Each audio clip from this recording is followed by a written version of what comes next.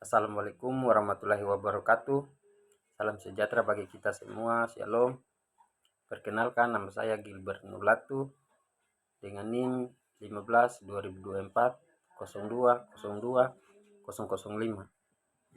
Program studi Agama Budaya, Fakultas Ilmu Sosial Keagamaan, Institut Agama Kristen Negeri Ambon. Di sini saya akan menjelaskan sedikit tentang kontribusi antropologi budaya dalam pembangunan masyarakat dan perspektif pendidikan dan berkelanjutan lingkungan. Antropologi budaya berperan penting dalam pembangunan masyarakat dengan memberikan pemahaman mendalam tentang dinamika sosial, budaya, dan kearifan lokal. Pemahaman ini membantu dalam perencanaan pembangunan yang lebih inklusif dan berkelanjutan, serta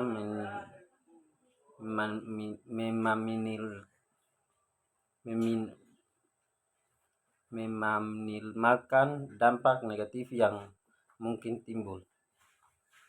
Berikut adalah beberapa kontribusi utama antropologi budaya dalam pembangunan masyarakat. Yang pertama, pemahaman budaya dan masyarakat. Antropologi budaya membantu memahami sebagai kelompok masyarakat, termaksud nilai-nilai, norma sosial, dan praktik budaya yang berbeda. Ini penting untuk perencanaan pembangunan yang tidak mengabaikan keunikan budaya lokal. Yang kedua, inklusif dan partisipasi masyarakat. Dengan memahami keberagaman budaya, tentu antropologi budaya mendorong pembangunan yang lebih inklusif dan melibatkan masyarakat dalam proses perencanaan pelaksanaan. Ini memastikan bahwa pembangunan tidak hanya diprioritaskan oleh kelompok tertentu, tetapi juga memenuhi kebutuhan dan kepentingan seluruh masyarakat. Yang ketiga, penanganan konflik. Antropologi budaya membantu memahami akar masalah konflik sosial dan budaya. Ini memungkinkan pembangunan strategi menyelesaikan konflik yang lebih efektif dan berkelanjutan, serta mencegah terjadinya konflik baru. Yang keempat, pelestarian warisan budaya. Antropologi budaya berperan penting dalam melestarikan warisan budaya, termasuk bahasa, tradisi, dan pengetahuan lokal. Ini penting untuk menjaga keberagaman budaya, membuat identitas masyarakat. Yang kelima, kearifan lokal. Antropologi budaya mendorong pemanfaatan kearifan lokal dan pemahaman dalam pembangunan. Kearifan lokal merupakan pengetahuan dan praktik tradisional yang telah terbukti. Berikut efektif dalam menghadapi berbagai tantangan, termasuk pembangunan berkelanjutan. Yang keenam, pengembangan kebijakan yang lebih baik. Pengetahuan antropologi budaya membantu dan mengembangkan kebijakan yang lebih relevan dan efektif dengan mempertimbangkan konteks sosial, budaya, dan ekonomi masyarakat. Yang ketujuh, mencerdaskan sumber daya manusia.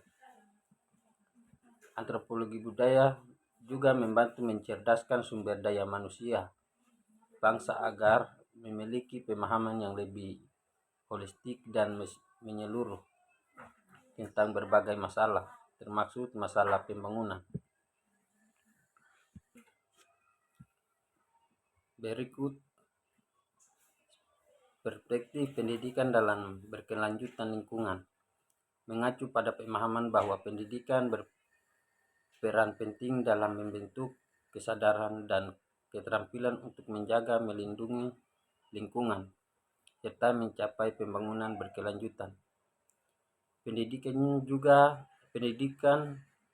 lingkungan bertujuan untuk membekali individu dengan pengetahuan, keterampilan, nilai, dan sikap yang diperlukan untuk mengambil tindakan positif terhadap masalah lingkungan. Berikut adalah beberapa poin penting yang perlu diperhatikan terkait perspektif pendidikan dan berkelanjutan lingkungan. Yang pertama, pendidikan sebagai fondasi utama.